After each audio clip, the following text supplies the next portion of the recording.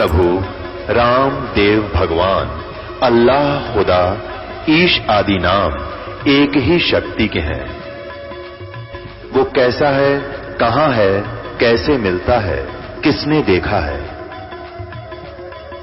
ये प्रश्नवाचक चिन्ह पूर्ण रूप से हटाने के लिए अवश्य सुनिए जगत गुरु तत्वदर्शी संत रामपाल जी महाराज के अमृत वचन, सर्व पवित्र धर्मों के पवित्र शास्त्रों के आधार पर। काल का फंस गए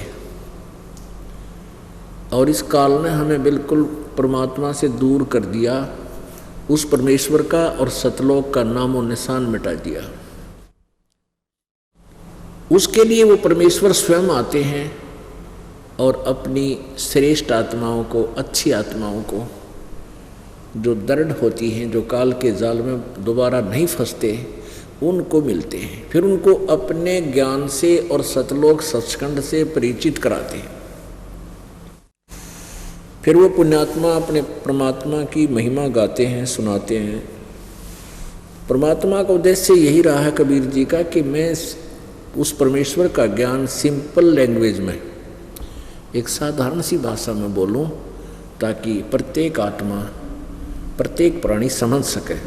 उसी उद्देश्य से परमात्मा ने ये वाणी, कबीर वाणी 600 वर्ष पहले बोली और उसके अंदर अपना सारा भेद, हम कहाँ से आए हैं, हम कौन हैं, हमारा प्रभु कौन है, परमात्मा कौन है और हमारा यह उद्देश्य क्या है,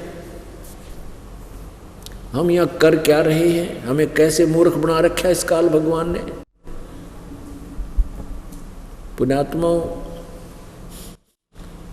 आप जी के ऊपर इतना दबाव है इस काल का कि आप सत्संग सुनते हो, आत्मा एक बार फड़फड़ी सी लेती है, एकदम जाग जाती है, इसको भय सा लगता है कि सचमुच ये क्या जीवन है, और पिछला इतिहास याद दिलाया जाता है कि आप जी तो एक पुत्र प्राप्ति करके यूँ सोच रहे हो कि मैं इस बच्चे को पता नहीं क्या बना दूँ, ये यूँ बन जाए, ये ऐसे कर दे, इसको अच्छा पढ़ा दूँ।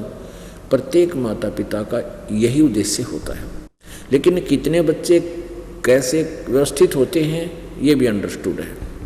तो परमात्मा ने हमें यही बताया कि जो भी कुछ आपको मिल रहा है ये आपके पूर्व संस्कारों का परिणाम है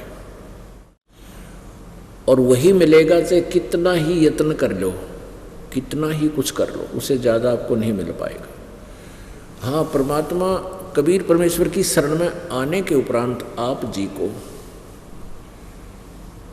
आपके भाग्य से अतिरिक्त सुख तो मिल सकता है और दुख आपका निवारण हो जाएगा। उसके बाद की बातें हैं जब हम परमात्मा को पहचान कर उसकी शरण ग्रहण कर लेंगे। उससे पहले किसी को भी जो भी प्रारब्ध में लिखा है वही मिलेगा, चाहे कितनी यत्न कर लो, कितनी कोशिश कर लो और कितना ही कुछ आप तगड़मबाजी में डालो। तो परमात्मा हमें याद दिलाते हैं कि यहाँ तुम किस वस्तु को लेकर जीवित हो। परमेश्वर कबीर जी ने बताया है कि बिन उपदेश अचंभ है, बिन उपदेश अचंभ है, ये क्यों जीवित हैं प्राण, और भक्ति बिना का ठोड़ है, ये नर नाही पाषाण। ओए होए, कितनी गहरी बात कही है कि बिना परमात्मा के नाम के ये प्राणी जीवित भी किस आशा के ऊपर है।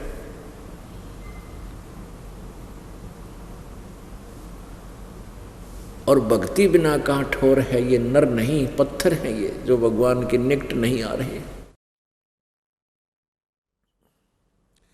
अगम निगम को खोज ले और बुद्धि विवेक विचारे, उदय अस्त का राज मिले है तो बिन नाम बेगारे। ओए होए होए, परमात्मा कितनी प्यारी बात कहते। पुण्यात्माओं, आप जी के ऊपर इतना नशा कर रखा है इस काल में, 3 इंजेक्शन लगा रखे हैं जन्म होते ही, और फिर रह कर फिर बौछार होती रहती है, रजगुण ब्रह्मा जी से, सतगुण विष्णु जी से, तमगुण शिव जी से। और हम इतना कुछ ज्ञान सुनकर भी थोड़ा सा एक बार अंगड़ाई सी लेती है ये आत्मा, और जो ही सत्संग बंद होता है उसके बाद फिर वही ये कर दूँ वो कर दूँ, चल भाग जल्दी, चलो वहाँ चलेंगे वो करेंगे, अन्ना जाने घर पहुँचन पावा कि ना पावा पर प्राणी। तो हमारी इतनी भूल डाल दी, इतना प्रेशर दे दिया इस प्राणी ने। तो परमात्मा फिर अपने जैक से इस प्रेशर को उठाता है, हमारी बुद्धि को क्या बताता है, अगम निगम को खोज ले बुद्धि विवेक विचारे, उदय अस्त का राज मिले है तो बिन नाम बेगारे। ओहो बेगार कहते हैं 3 लोक का राज जीव को जय कोई दे, और लाख बधाई के करे जय नहीं नाम तले। अपने आत्मा विचार करना, हम अपने जोड़ जुगाड़ में इस पेट के लिए, अपनी रोजी रोटी के लिए सारा जीवन बर्बाद कर देते हैं और हमारा गुजारा बनता नहीं, कुछ ना कुछ त्रुटि रह ही जाती है और मृत्यु ही हो जाती है। लेकिन हम जो सोच रहे होते हैं वो कंप्लीट नहीं होता और हो भी नहीं सकता, क्योंकि हम ऐसे स्थान पर रह रहे हैं जैसे सन 2000 के अंदर 26 जनवरी का वो दुखदायी दिन आज भी हृदय से हटता नहीं। भारतवर्ष अपना गणतंत्र दिवस मना रहा था और सुबह सुबह 8 बजे एक भूकंप आया गुजरात में। 3-3, 4-4 मंजिल के मकान बना रखे थे, कोठी जिसमें सारा जीवन खो दिया था बनाते बनाते। और वो भूकंप के अंदर वो पूरा शहर का शहर नीचे उथल पुथल हो गया, दब गए। उन्हीं महलों के अंदर, मकानों कोठियों के अंदर दब कर मर गए वो व्यक्ति जो सारा जीवन उन कोठियों बनाने पर लगे रहे। ओए होए भक्त आत्माओं, ये सत्संग के जो वचन है परमात्मा की अमृतवाणी के, ये एंटीबायोटिक है। ये हमारे नशे को उतार देंगे, लेकिन हमने प्रॉपरली ट्रीटमेंट कराना पड़ेगा, लगातार यहाँ आना पड़ेगा। सत्संग से जाने के बाद तो वह संसारिक व्यक्ति ही आपको मिलते हैं। उसने एक कोठी बना ली, उसने कार ले ली, उसका लड़का नौकरी लग गया, उसके लड़के ने इतनी कमाई कर दी है, उसने ऐसा कर दिया, यानी वो इंजेक्शन आपके वहाँ जाते ही लगने शुरू हो जाते हैं। और यहाँ आकर के हम एंटीबायोटिक इंजेक्शन देते हैं आपको कि वो क्या बताते हैं, अगम निगम को खोज ले। भविष्य के बारे में जरा सा विचार करो और बुद्धि विवेक विचार, थोड़ा सा विचार कर गहराई से अपने दिमाग से सोचे। उदय अस्त का राज मिले तो बिन नाम बेगारे। ओहो, अब राजा कौन बनता है? जो पिछले जन्म का पुण्यकर्मी प्राणी होता है। ओहो, वो पिछले जन्म जन्मांतर के पुण्यों की गठड़ी बांधकर वो पूरा संग्रह किया हुआ था, वो राज्य पद प्राप्त करता है। और जो भक्ति नहीं कर रहा राजा, सत भक्ति, वो तो थोड़ी बहुत सभी करते हैं अपने जैसा जिसको ज्ञान है। जो सत्य भक्ति नहीं करता, मर्यादावत नहीं कर रहे, तो वो राजा क्या करता है, अपने पूर्व जन्म के पुण्यों को वो खर्च खा रहा है, बर्बाद कर रहा है। उसकी क्या दशा है, अंत समय उसके संग क्या बनेगा। जैसे पुराने समय की बात है, हम छोटे छोटे से थे तो उस समय क्या होता था कि ये 3 व्हीलर होया करते, पेट्रोल के बड़े बड़े, इन तेथन कहा करते हो सिंपल भाषा में। कोई गणेश कह दिया करता, ये 3 पहिया वाले बड़े वाले। तो उससे हमारे गांव से वहाँ लाखन माजरा 7-8 किलोमीटर पड़ता है, छोटा सा गांव। वहाँ मेन रोड आ जाती है जींद और रोहतक वाली, वहाँ से फिर हम रोहतक जाते थे। तो उस 3 व्हीलर वाला वहाँ से लाखन माजरा से गांव तक आता जाता था, तब एक चला था वो। एक दिन वो आया नहीं तो हम पैदल वहाँ पहुँचे 7-8 किलोमीटर। अगले दिन पता चला वो क्या बता रहा है कि कल मैं बेगार में फंस गया था।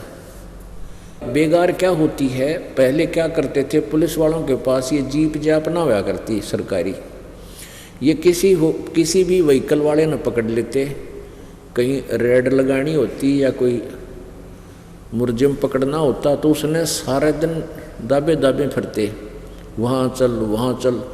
और वो क्या करता, उसका पेट्रोल भी अपने ही जेब से डलवाता था पुलिस वालों के साथ जो बेगार कर रहा होता था। और 1 मिनट टिकन नहीं दें, सारा दिन उसको फिरकी बांधे रखें, घुमाते रहें। और शाम ने उनकी मर्जी 7 बजे छोड़ें कि 8 बजे छोड़ें उसको, तब वो घर आकर पड़े।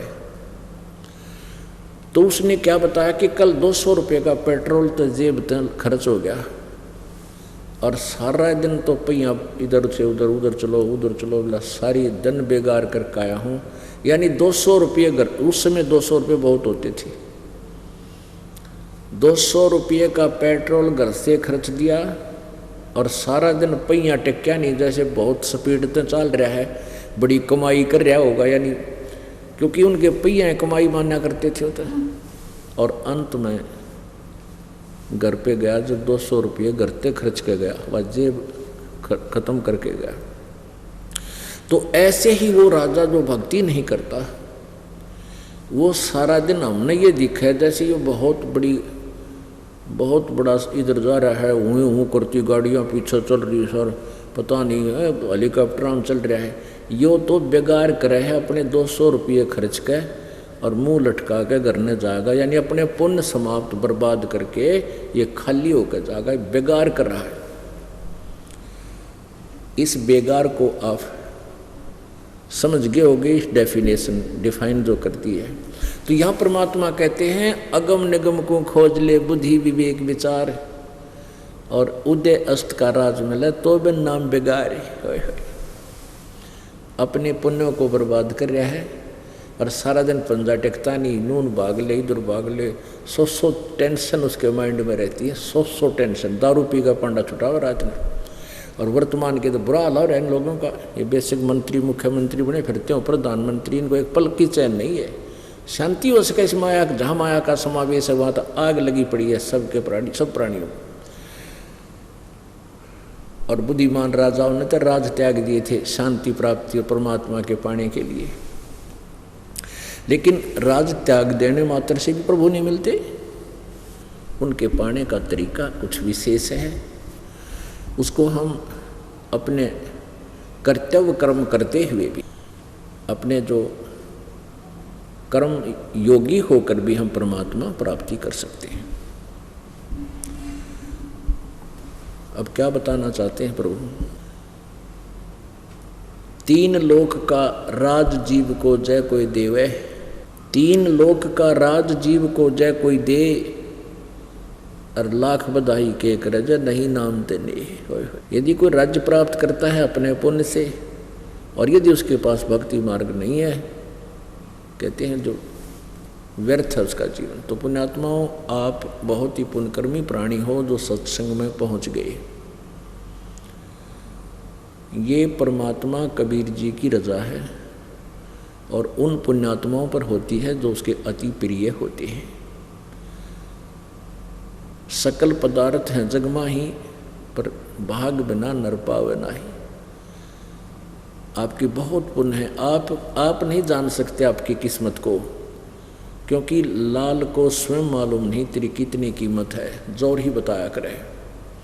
ये दास जौहरी है, और आप जी की पिछले पुण्य कितने हैं ये आपको नहीं मालूम। लखबर सूरा जूझ ही लखबर सावत दे, लखबर यति जहान में जो कहते सतगुरु शरणा ले।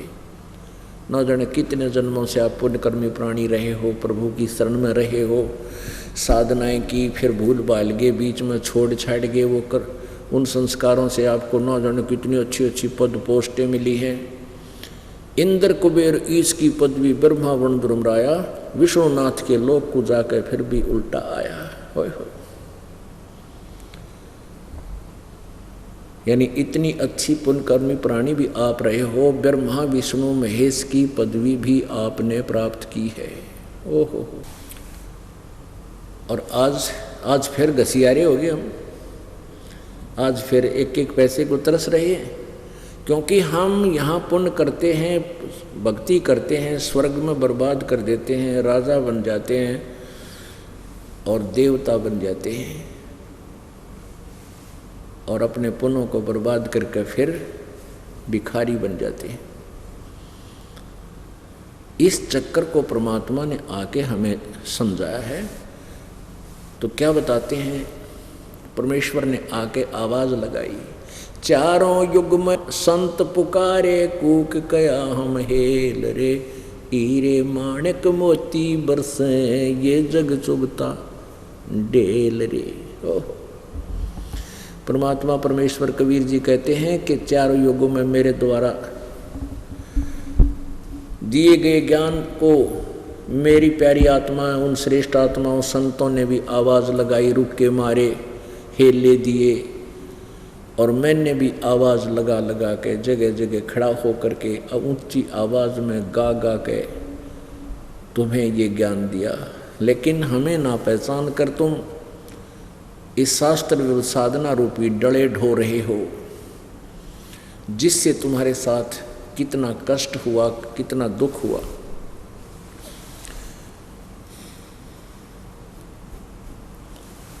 परमात्मा ने आके हमें बताया, मन तू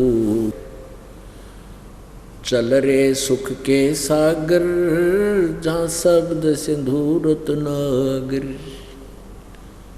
मन तू चल रे सुख के सागर, जहाँ शब्द सिंधूरत नागर। चल रे सुख के सागर। सुख सागर, सागर तो आप समझते हो समुद्र। समंदर में आप जब जहाज में कोई बैठकर गया हो और चला जा 200 किलोमीटर समुद्र के बीच में, समुद्र में, तो वहाँ फिर कुछ दिखाई नहीं देता, केवल जल ही जल, जल ही जल, जल ही जल, या वो जहाज दिखाई देता है। तो वहाँ सतलोक के अंदर सुख ही सुख, सुख ही सुख, वहाँ दुख नाम की चीज़ नहीं, जहाँ हम रहते थे। और उस सुख को अब यहाँ ढूंढ रहे हम। आप जिस सतलोक में रहा करते थे सभी, ऐसा ही आपका शरीर था, लेकिन वो शरीर का मटेरियल दूसरा था। ये तो है 5 तत्वों से, मिट्टी से कच्चा घड़ा समझ लो, और वो सोने का बना हुआ हो, यानी उसमें ना बीपी आई हो, ना लो हो, ना जाड़ पड़वानी, ना दांत निकलवाने, ना किसी प्रकार की कैंसर, ना टेंशन। वो एक तत्व से बना हुआ नूरी शरीर होता है। वहाँ वृद्ध अवस्था नहीं आती, वहाँ मौत नहीं होती। ये 2 ही सबसे बड़े शत्रु हैं इस प्राणी के, मौत और बुढ़ापा। वहाँ ये नहीं होगा। और जहाँ ये दोनों हैं वहाँ सुख हो नहीं सकता, चाहे कितनी बात बना ले। और परमात्मा की भक्ति से अब आप साधना करोगे तो यहाँ भी सहारा मिलेगा आपको। आपकी मौत अन्य प्राणियों की तरह नहीं होगी, यदि आप सतभक्ति नियम से, अंतरात्मा से, सच्ची लगन से अंतिम श्वास तक करते रहोगे। और वृद्धावस्था में भी आपको बहुत सहारा मिलेगा, बहुत सहयोग मिलेगा परमात्मा की भक्ति का, शक्ति का। बहुत ही अच्छी तरह टाइम पास हो जाएगा, अन्यथा तो बुरा लोग मर्या करे प्राणी। तो पुण्यात्मा, उस सतलोक में चलने के लिए परमात्मा हमें प्रेरित कर रहे हैं। आए अपने ज्ञान के द्वारा उन्होंने हमें बताया, मन तू चल रे सुख के सागर, जहाँ शब्द सिंधु रत्नागर। शब्द सिंधु, शब्द का अर्थ होता है अमरतव, शब्द विनाश में नहीं आता। तो कहते वहाँ पूर्ण रूप से अमर हो जाएगा, कभी तेरी मृत्यु नहीं होगी, पुनः फिर जन्म नहीं होगा। सुख के सागर के बारे में कैसे डिफाइन किया प्रभु ने, शंखों लहर मेहर की उपजे कहर नहीं जा कोई, दास गरीब अचल अविनाशी सुख का सागर सोई। कभी आप एकांत में बिल्कुल शांत वातावरण में बैठे हो, अकेले हो, एक ऐसी हिलोर अंदर से उठती है, ना कोई शत्रु नजर आता है, ना किसी के साथ विरोध रहता है, सब अपने से महसूस होते हैं। इतना आनंद आता है, ओहो। कोशिश करने पर भी किसी के प्रति राग द्वेष नहीं बनता। लेकिन वो होती है थोड़े से समय की, फिर उसके बाद फिर वही कैर टूट जाता है, उसको ऐसे कर दूंगा, उसको ऐसे कर दूंगा, वो नुकसान हो गया, फलाना ऐसा हो गया। तो सतलोक के अंदर परमात्मा बताते शंखों लहर मेहर की उपजे, सबके ऊपर रहम मेहर सी हो जाती है उस एक छोटी सी हिलोर में या कुछ समय के लिए। तो ऐसी वहाँ शंखों लहर मेहर की उपजे और कहर नहीं जा कोई, दास गरीब। परमात्मा कबीर परमेश्वर जी ने गरीब दास जी महाराज जी को अपना ज्ञान दिया था, इनके कंप्यूटर में, इनके अंतःकरण में फीड कर दिया था। अब उसको गरीबदास जी बता रहे हैं, दास गरीब अचल अविनाशी, वो सुख का सागर सोई, सुख का सागर। जब तक आप ये सत साधना नहीं करोगे जो दास आपको बताने के लिए भेजा है प्रभु ने, तब तक आपकी दुर्गति समाप्त नहीं हो सकती। चाहे आप ब्रह्म तक की साधना करके ब्रह्मलोक में जा सकते हो, वहाँ पर देव पद प्राप्त कर सकते हो, इंद्र बन सकते हो, धन का देवता कुबेर बन सकते हो, देव धन का मंत्री जैसे वित्त मंत्री होता है। लेकिन उसके बाद फिर क्या बनोगे? पशु बनोगे, पक्षी बनोगे, गधे बनोगे, कुत्ते बनोगे, सुअर बनोगे। ओए होए, क्या बताया है परमात्मा ने? कोटि जन्म तन भर मत होगे, कुछ ना हाथ लग्या रे, कुकर सुकर खरबया बोरे, कौआ हंस बुगारे।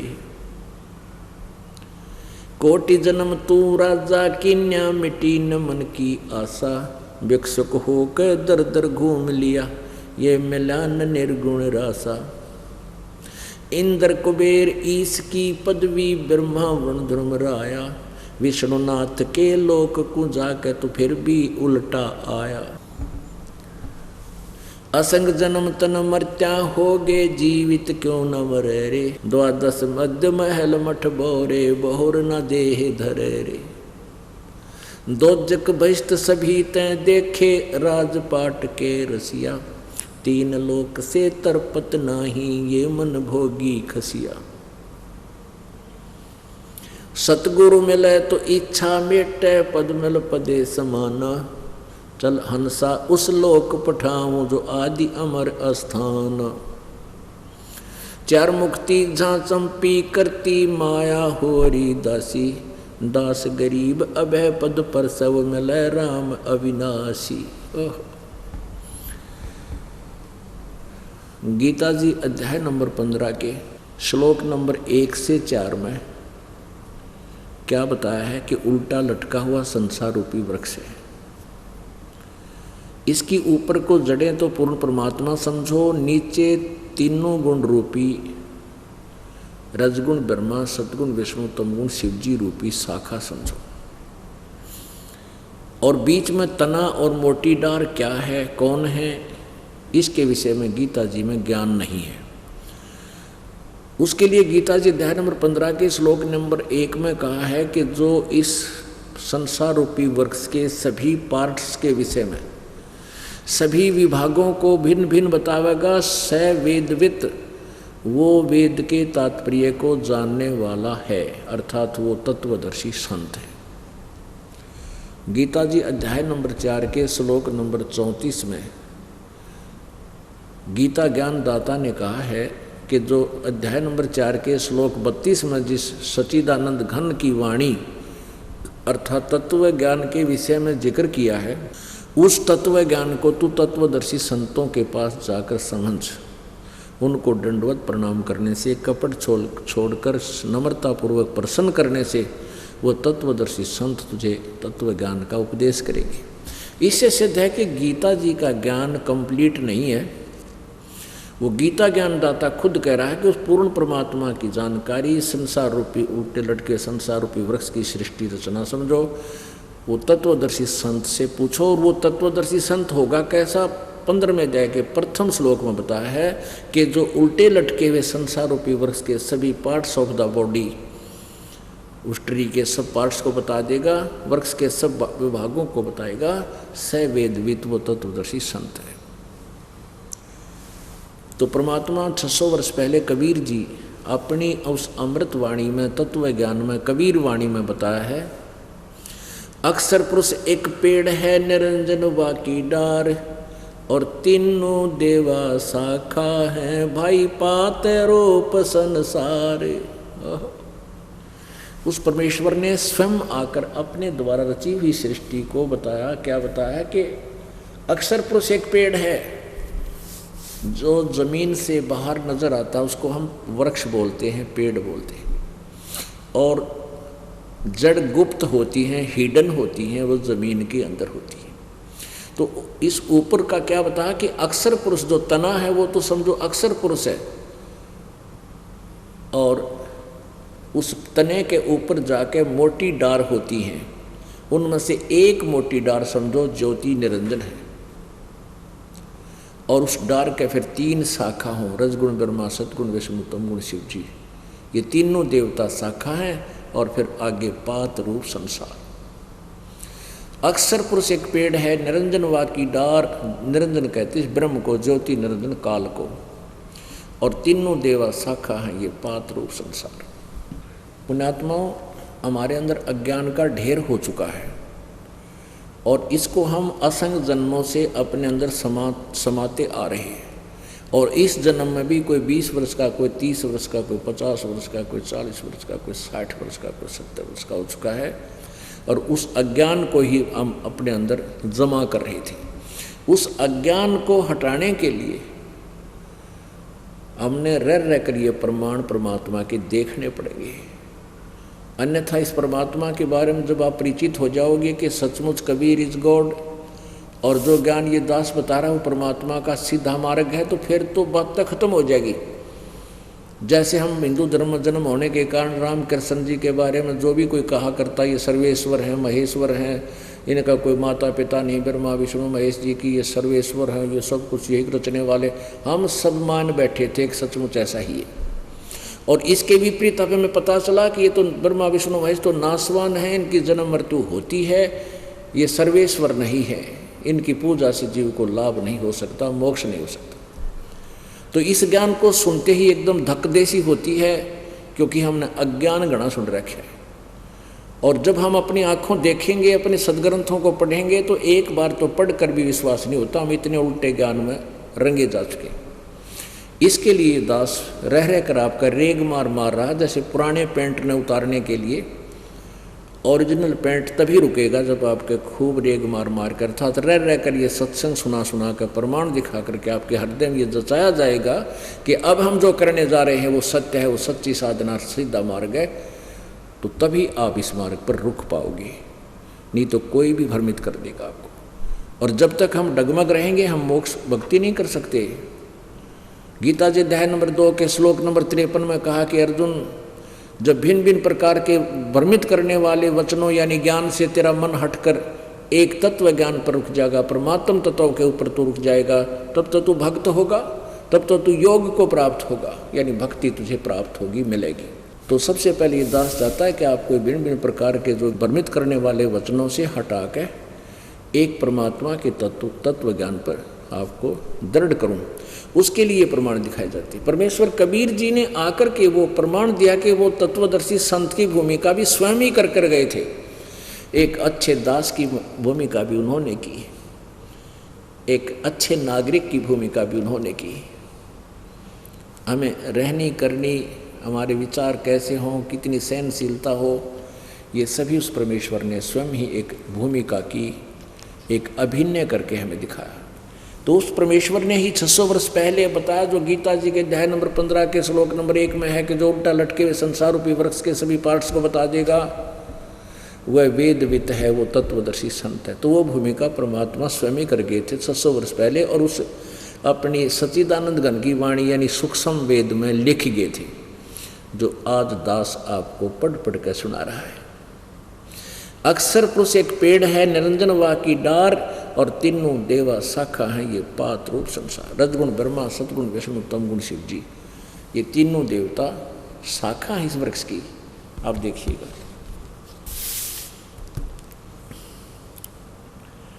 ये तो जड़ है ऊपर को, और ये पूरा पेड़ है समझो ऐसे। अब ये जमीन तो बाहर होता, जमीन से ये देखिएगा, ये एक पेड़ है तो ये तना है, ये तो अक्षर पुरुष, इसको परब्रह्म भी बोलते हैं। ये लिखा इसमें देखिए पढ़ के, अक्षर पुरुष। और ये क्षर पुरुष, इसको ज्योति निरंजन भी कहते हैं, इसको ज्योति निरंजन भी कहते हैं, ब्रह्म भी कहते हैं। ये एक मोटी डार है, इसका फिर 3 शाखा हैं, ब्रह्मा विष्णु। इस ब्रह्म के काल के पुत्र हैं 3, रजगुण ब्रह्मा, सतगुण विष्णु, तमगुण शिव जी। और हम यहाँ हैं, आप जी हम यहाँ हैं पात रूप संसार। और ये जड़ कौन है? ये सच्चिदानंद घन ब्रह्म यानी परम अक्षर ब्रह्म, ये पूर्ण ब्रह्म। कबीर साहिब ये परम अक्षर ब्रह्म है। इसको दूसरे शब्दों में इधर देख सकते हैं, क्योंकि प्रथम बार जब कोई व्यक्ति देखता है कि ये रामपाल तो कबीर ने भगवान बतावे बता, तो इसलिए हमने ये भी बना रखा चित्र कि ये परम अक्षर ब्रह्म समझो। ये परम अक्षर ब्रह्म है जो पूर्ण परमात्मा है, जो सबको आहार देता है, जिससे पूरे वृक्ष की परवरिश होती है, यानी सब ब्रह्मांड जिससे चल रहे हैं, ये समझो। लेकिन आज दास के लिए सबसे बड़ी समस्या ये है कि भगवान को भगवान सिद्ध करना डिफिकल्ट हो रहा है मेरे लिए, क्योंकि हमने अज्ञान के आधार पर इन ब्रह्मा विष्णु महेश को सर्वेश्वर महेश्वर मान रखा था। ऐसा नहीं था। अब ये बात फिर खटकेगी जो पहली बार बताया होगा कि ब्रह्मा विष्णु महेश नासवान है। हाँ, पक्के गारंटीड नासवान है, इनका जन्म मृत्यु होता है, इनके माता पिता भी हैं। दास नहीं कह रहा, इनकी जीवनी में लिखा है, पढ़कर सुनाऊंगा। ये देखिएगा श्रीमद् भागवत, ये गीता प्रेस गोरखपुर से प्रकाशित है।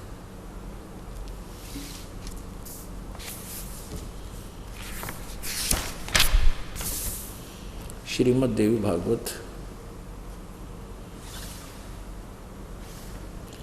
संपादक हनुमान प्रसाद पोदार, चिमनलाल गोस्वामी।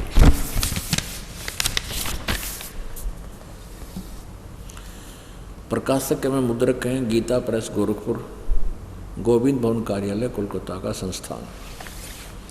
इसके 123 पृष्ठ पर आप देखिएगा,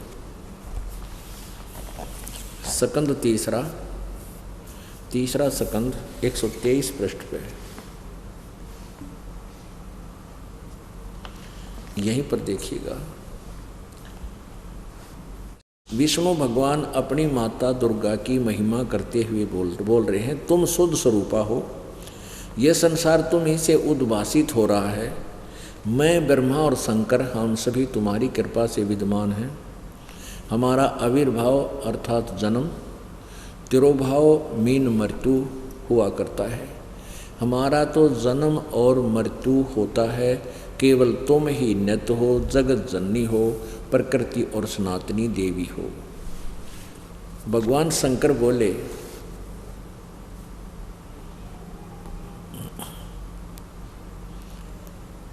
भगवान शंकर बोले देवी यदि महाभाग विष्णु तुम ही से उत्पन्न प्रकट हुए हैं, तो उनके बाद उत्पन्न होने वाले ब्रह्मा भी तुम्हारे ही बालक हुए। फिर मैं तमोगुणी लीला करने वाला शंकर क्या तुम्हारी संतान नहीं हुआ? अर्थात मुझे भी उत्पन्न करने वाली तुम ही हो। शिवे, संपूर्ण संसार की सृष्टि करने में तुम बड़ी चतुर हो। आगे देखना, इस संसार की सृष्टि स्थिति और संहार में तुम्हारे गुण सदा समर्थ हैं। उन्हीं तीनों गुणों से उत्पन्न हम रजगुण ब्रह्मा, सतगुण विष्णु, तमगुण शिव जी शंकर, तीनों गुणों से उत्पन्न हम नियमानुसार कार्य में तत्पर रहते हैं। यहाँ स्वयं स्वीकार करते हैं कि तमोगुण लीला करने वाला मैं, तमोगुण यानी तमोगुण शंकर है और रजगुण ब्रह्मा, सतगुण विष्णु। अब इससे 4 कंसेप्ट क्लियर हो गए। एक थोड़े से लेख थे, कहते हैं बुद्धिमान को संकेत ही होता है, बहुत होता है। एक तो ये होगा कि ब्रह्मा विष्णु महेश नासवान है, अविनाशी नहीं है। दूसरा ये हो गया कि दुर्गा इनकी माता है। तीसरा ये हो गया कि रजगुण ब्रह्मा है, सतगुण विष्णु, तमगुण शिव जी। चौथा ये हो गया कि ये नियमित कार्य कर सकते हैं, ना किसी का घटा सकते, ना किसी का संस्कार बढ़ा सकते। जैसा कर्म जिसका है वो वैसा ही देते हैं, ये कुछ भी नहीं कर सकते, परिवर्तन नहीं कर सकते।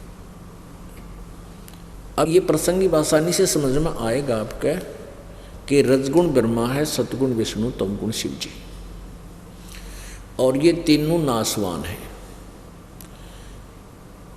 अब जो प्रसंग हमारा चल रहा है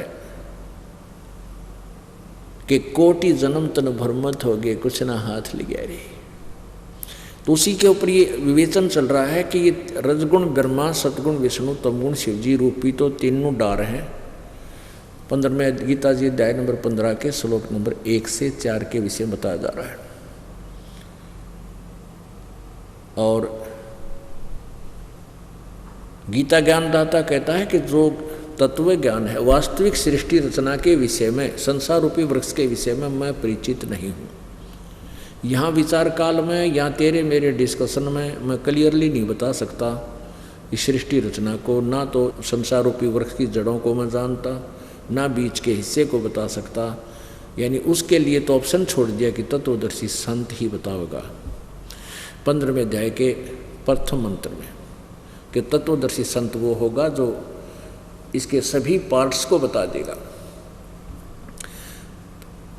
अब 15वें अध्याय के चौथे श्लोक में कहा कि जब तत्वदर्शी संत मिल जाए तो तत्व ज्ञान रूपी शस्त्र से इसको काट के, यानी सारी उलझी हुई गुत्थी को सुलझा के, उसके पश्चात उस परम पद परमेश्वर की खोज करनी चाहिए, जहाँ जाने के बाद ये प्राणी फिर लौट कर संसार में कभी नहीं आता, यानी पूर्ण रूप से मोक्ष प्राप्त हो जाता है। और जिस परमेश्वर से इस संसार रूपी वृक्ष की प्रवृत्ति विस्तार को प्राप्त हुई है। अब संसार रूपी वृक्ष की प्रवृत्ति का अर्थ क्या है कि जिसने सारे ब्रह्मांडों की रचना की है। और गीता ज्ञानदाता कहता है उसी की शरण मैं हूँ, और उसी का ऐसा विचार करके उसी परमात्मा की साधना कीजिए यदि तूने जन्म मृत्यु से छुटकारा पाना है। गीता जी अध्याय नंबर 2 के श्लोक नंबर 12 में, अध्याय नंबर 4 के श्लोक नंबर 5 और 9 में गीता ज्ञानदाता कहता अर्जुन तेरे मेरे बहुत जन्म हो चुके, तू नहीं जानता। अर्थात गीता ज्ञानदाता भी नासवान है और ब्रह्मा विष्णु महेश भी नासवान है। गीता ज्ञानदाता कौन है? ब्रह्म, जो ब्रह्मा विष्णु महेश का पिता है। गीता जी अध्याय नंबर 8 के श्लोक नंबर 1 में अर्जुन ने पूछा कि प्रभु आपने अध्याय नंबर 7 के श्लोक नंबर 29 में जिस तत्ब्रह्म के बारे में कहा है कि उसको जानकर पूरे अध्यात्म ज्ञान को समझकर प्राणी केवल यहाँ से जरा मन के मोक्ष के लिए ही, जरा और मरण, जरा माने बुढ़ापा, मरण माने मृत्यु के से छूटने का ही प्रयत्न करता है, तो वो किम तत्ब्रह्म 8वें अध्याय के प्रथम श्लोक में पूछा है गीता जी में।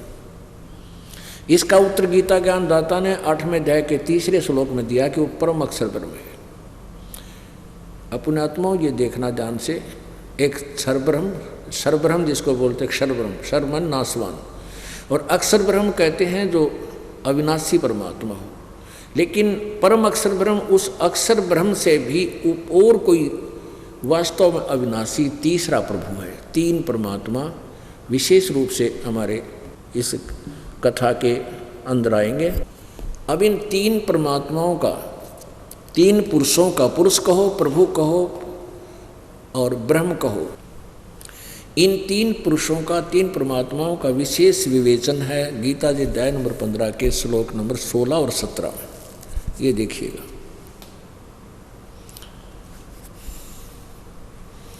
श्रीमद् भगवत गीता, गीता प्रेस गोरख से प्रकाशित है। जय दयाल गोविंद का इसके अनुवादक है। ये देखिएगा अध्याय नंबर 15 के 16 और 17 में। अध्याय नंबर 15 और श्लोक नंबर 16 यहाँ पर है। अब संस्कृत पढ़िए। दिवौ इमौ पुरुषौ लोके क्षर च अक्षरः एवं च क्षरः, इसको हम सीधे संत भाषा में क्षर बोल देते हैं, लेकिन अक्षर क्षर है सर्वाणी भूतानि कटुष्ट है अक्षर है उच्यते।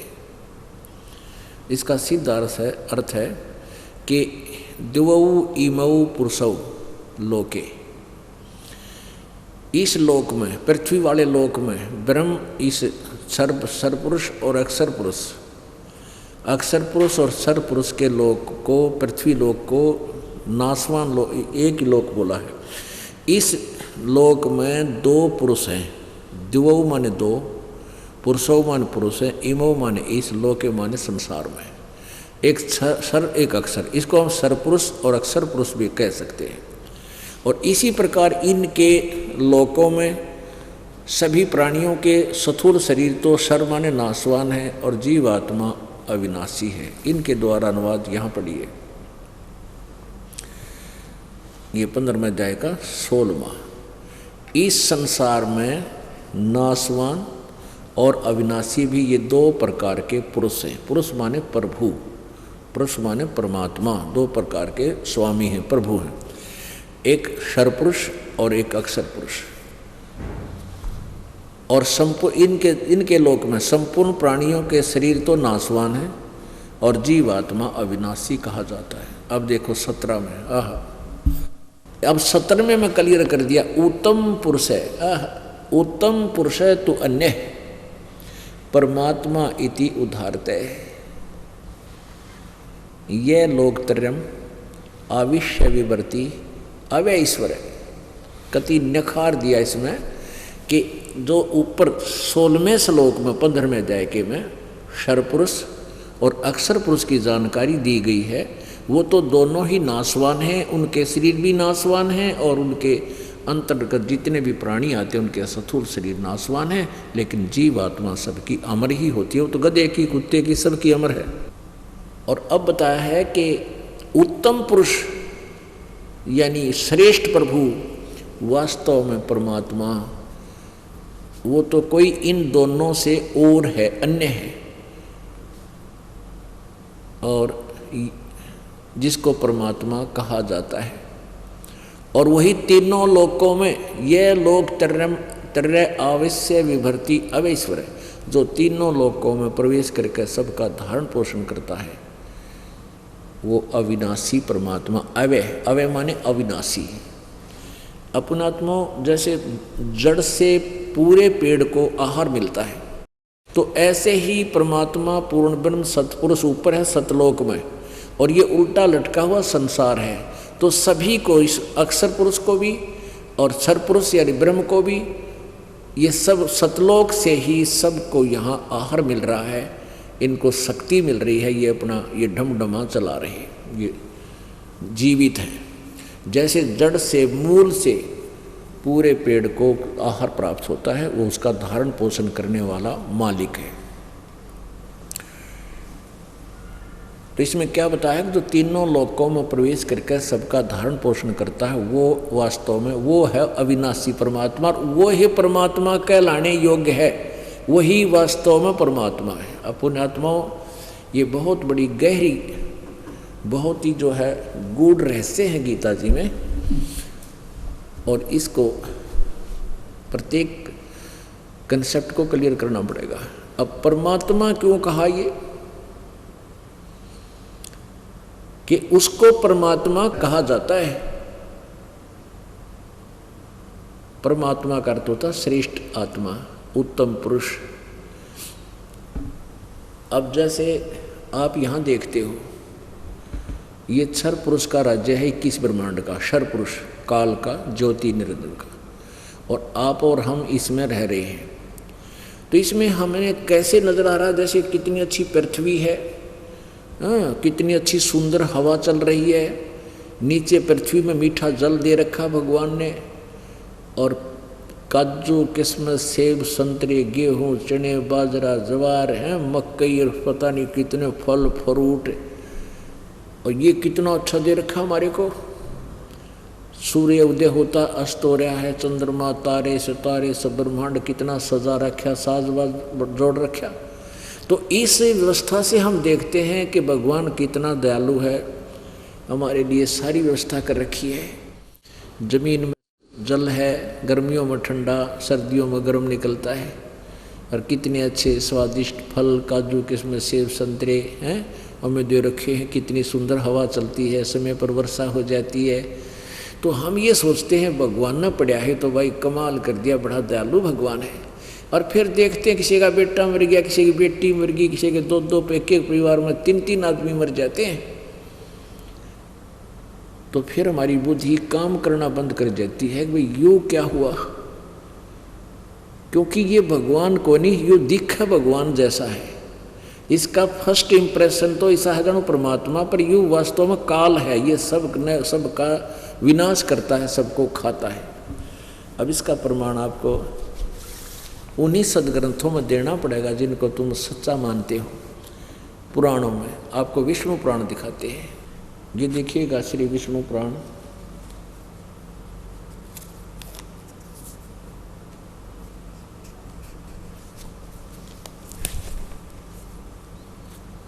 ये देखिएगा श्री विष्णु पुराण।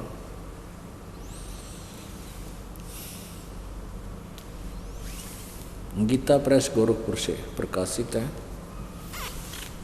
इसके अनुवादक मुनीलाल गुप्त,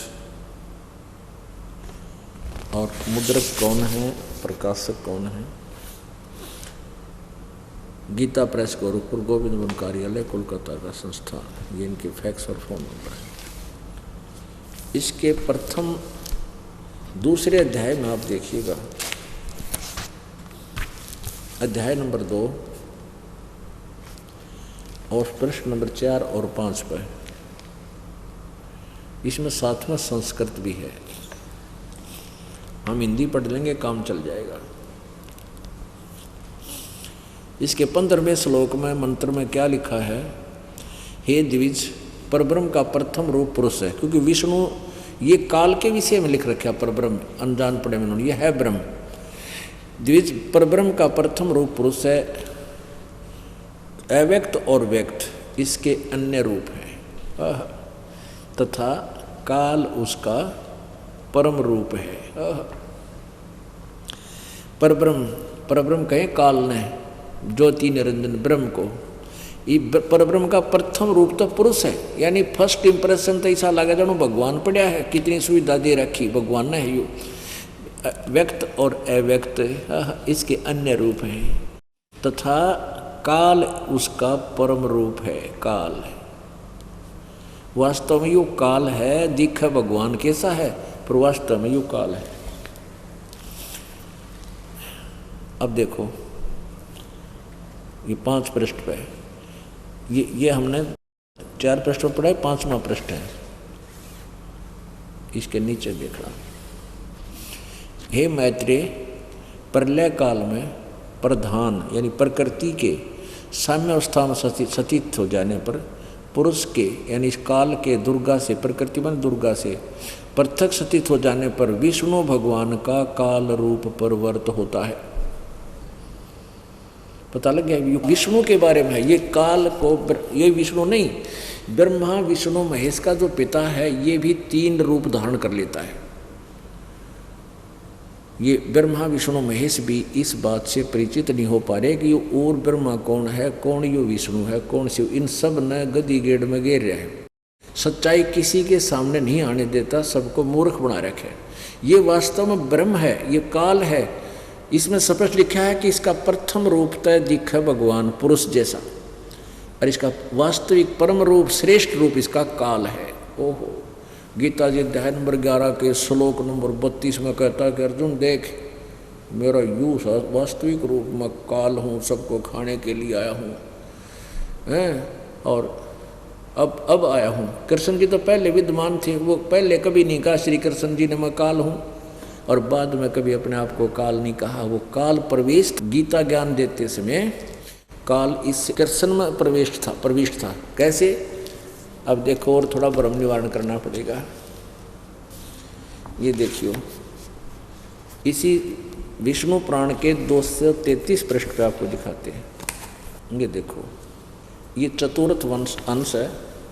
ये कैसे काल, जिसको महाविष्णु भी कहते हैं, ये कैसे भूत की तरह प्रवेश कर जाता है, ये दिखाते हैं आपको। ये वही विष्णु पुराण है और गीता प्रेस गोरखपुर से प्रकाशित है। इसके 233 पृष्ठ पे है चतुर्थ अंश, और इसका अध्याय नंबर 2। ये चौथे अंश का, वो प्रथम अंश का अध्याय 2 था वहाँ पर, अब चतुर्थ अंश का। इसमें क्या लिखा है नीचे, पूर्व काल में त्रेता युग में जब अति भीषण देवासुर संग्राम हुआ, उसमें महाबलवान दैत्यगण से पराजित हुए देवताओं ने भगवान विष्णु की आराधना की। इस काल की विष्णु की आराधना करते थे ये देवता, तो ये काल विष्णु रूप धारण करके इनके सामने आ जाता है। तब आदि अंत शून्य अशेष जगत प्रतिपालक श्री नारायण ने देवताओं से प्रसन्न होकर कहा, आप लोगों की जो कुछ भी अभिष्ट है वह मैंने जान दिया है। उसके विषय में एक बात सुनिए। राजऋषि ससाद का जो पुरंजय नामक पुत्र है, उस अक्षत्रिय के शरीर में मैं अंश मात्र से स्वयं अवतीर्ण होकर उन संपूर्ण दैत्यों का नाश करूंगा। तुम लोग पुरंजय को दैत्यों के वध के लिए तैयार करो। अब इसका क्या अर्थ है कि एक बार राक्षसों का और देवताओं का युद्ध हो गया और देवता राक्षसों से पराजित होकर दूर भाग गए। ये ऊपर लिखा पूरा विवरण।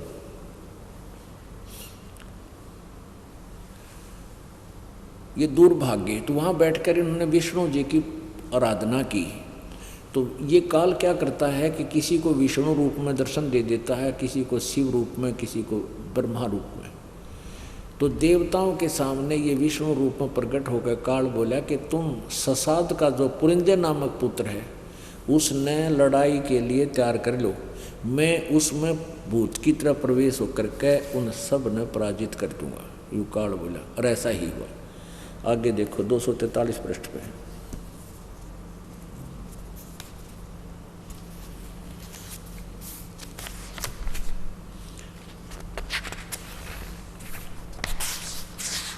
दो 42-43 पृष्ठ 42 पे ये चतुर्थ अंश है और इसका अध्याय नंबर 3 है, तीसरा अध्याय। पूर्व काल में रसातल में मोनेय नामक 6 करोड़ गंधर्व रहते थे। उन्होंने समस्त नागकुल के प्रधान रतन और अधिकार छीन लिए थे। गंधर्व के पराक्रम से अपमानित उन नागेश्वरों द्वारा स्तुतित किए जाने पर उसके श्रवण करने से जिनकी विकसित कल्प सदृश आँखें खुल गई हैं, निद्रा के अंत में जागे हुए उन जल स्यायी भगवान सर्वदेवेश्वर को प्रणाम कर उनसे नागगणों ने कहा, भगवान, इन गंधर्वों से उत्पन्न हुए हमारा भय किस प्रकार शांत होगा। तब आदि अनंत रहित भगवान पुरुषोत्तम ने, युकाल ने पुरुषोत्तम का मान रहे हैं ये ब्रह्म ने, युवानसव के पुत्र मानधाता का जो पुरुकुत्स नामक पुत्र है, उसमें प्रविष्ट होकर उसमें भूत की तरह बढ़के अब क्या बताता है। तब उस अनंत रहित पुरुषोत्तम भगवान यानी काल ने कहा कि युवानसव के पुत्र मानधाता का जो पुरुकुत्स नामक पुत्र है, उसमें प्रविष्ट होकर मैं भूत की तरह बढ़कर उन संपूर्ण दुष्ट गंधर्वों का नाश कर दूंगा। अपनात्मा आप जी ने भी इन कोड वर्डों को समझ कर इस तत्व ज्ञान को पकड़ना होगा, ग्रहण करना होगा। ये काल ऐसे जुल्म करे है, श्री कृष्ण में प्रवेश कर गया। कृष्ण जी ने मेरा भी कोई ना, श्री कृष्ण जी खुद कहता है महाभारत के दूसरे भाग, द्वितीय भाग में कि मन मुझे नहीं मालूम गीता जी में क्या बोला था, वो काल बोल गया। तो ये क्या कहता है कि अर्जुन में बढ़ा हुआ काल हूँ और सबको खाने के लिए आया हूँ। अब श्री कृष्ण जी ने पहले अपने आप को कभी काल नहीं कहा, और महाभारत के बाद कदे काल नहीं कहा, युद्ध होने के बाद। तो ये काल जो है, अब ये कहते हैं ना प्रथम रूप तो इसका भगवान जैसा दिखे और वास्तविक रूप इसका काल है। और अर्जुन 11वें अध्याय के गीता जी के 21वें श्लोक में कह रहा कि भगवान आप तो इन देवताओं को भी खा रहे हो, आप तो इन ऋषियों को भी खा रहे हो, और आप कैसे ही ये मंगल उत्तम उत्तम स्तोत्रों द्वारा, वेदों के मंत्रों द्वारा आपकी स्तुति कर रहे हैं, मंगल कामना कर रहे हैं, कह रहे हैं बख्श दो, मंगल हो, लेकिन आप तो इनको भी खा रहे हो। तब ये कहता अर्जुन मैं तो काल हूँ भाई, सबको खाऊंगा, किसी को नहीं छोड़ूंगा।